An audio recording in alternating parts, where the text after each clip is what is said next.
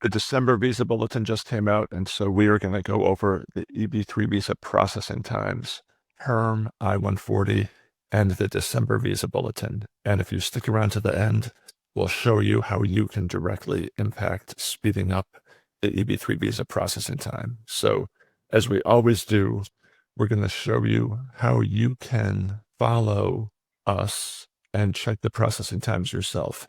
The first step is the PERM processing time. So just Google PERM processing time, and you should see as the first result, dolflag.gov, flag.dol.gov. This is what it looks like, and this is what the site looks like. And what you want to do is scroll down until you see PERM processing times. And because the government was shut down from October 1st until just recently, October 1st, they're still behind in updating the DOL website. So it says they're processing cases received that were PERM cases that were filed in June 2024. They're actually working on July 2024 from cases we're receiving in our office.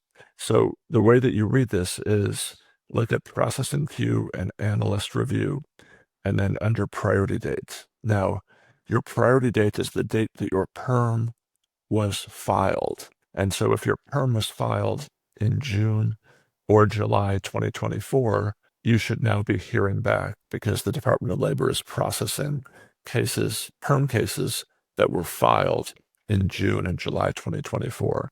Again, your priority date is the date that your PERM was filed.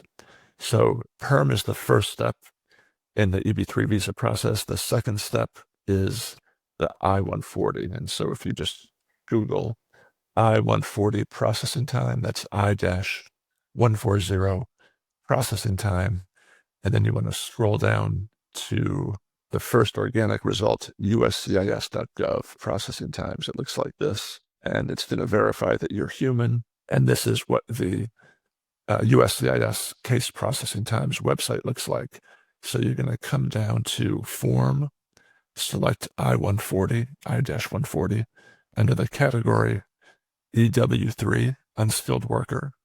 And there's only one option, service center operations, SCOPS. And so the way that they display processing times for the I-140 is that a certain percent are completed within a certain period of time. And so right now they're saying that 80% of the cases, of the I-140 cases, are completed within 13.5 months after the I-140 was filed. So that's how you check the processing times for the I-140. Now, the final stage, what you want to do is Google Visa Bulletin. So just type in Visa Bulletin into Google, and you're looking for the result that says U.S. Department of State with the URL travel.state.gov, and click on that. And you'll see the December Visa Bulletin came out.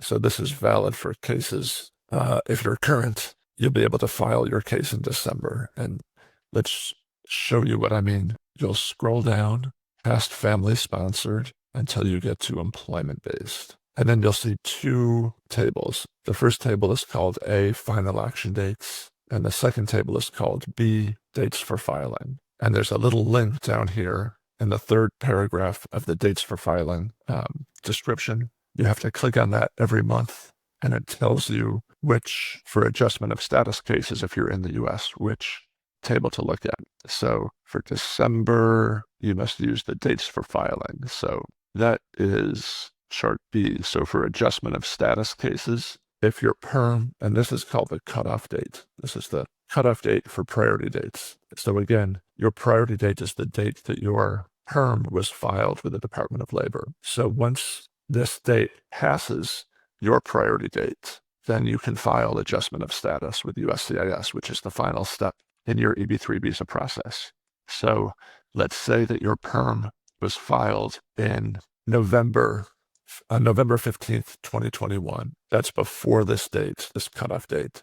So that means that you can now file your adjustment of status petition. If you're outside the US and you're doing consular processing, this is the cutoff date right here. This is the date where Once this passes your priority date, you can expect to receive the interview appointments from the U.S. Embassy or consulate that you'll be attending. So that is how you check the visa bulletin to see when your priority date is current. If you see a C here, that means current. And sometimes just for reference in the family, if you see U, that means unavailable. Everything is current I didn't see any unavailables. It's either current or there's a cutoff date. So that's the visa bulletin. Now there's a legislation that has been introduced, and if it's on the banner of our website, it's called the Dignity Act. It was introduced by Congresswoman Maria Salazar. She represents a district in Miami, Florida, and the Dignity Act is an immigration reform bill, but it has provisions in it that would drastically speed up EB3 processing time and reduce the backlog. And the simple way that it would do that is let me see if I can share the reason why here. Yeah. So it would change the way that applicants are counted in the annual quota. So instead of family members all being counted individually, the whole family would just count as one. And that would have the effect of making more visas available for EB3 workers. And it would move up that cutoff date in the visa bulletin to make the whole process much faster. So what you can do, the easiest way is to call the White House. There's a phone number. There's the Eastern Standard Time hours. If you're an applicant, you can kind of, look at our template and use a version of that if you like. But the more people that call, the more momentum the bill will gather. So that is something that every individual can do, and we certainly encourage you to do it. So thank you so much for watching. If you have any questions, please leave a comment below. If you like the content that we're putting out, we try to educate people as much as possible on the EB3 visa process. We appreciate you, and we'll see you in the next video.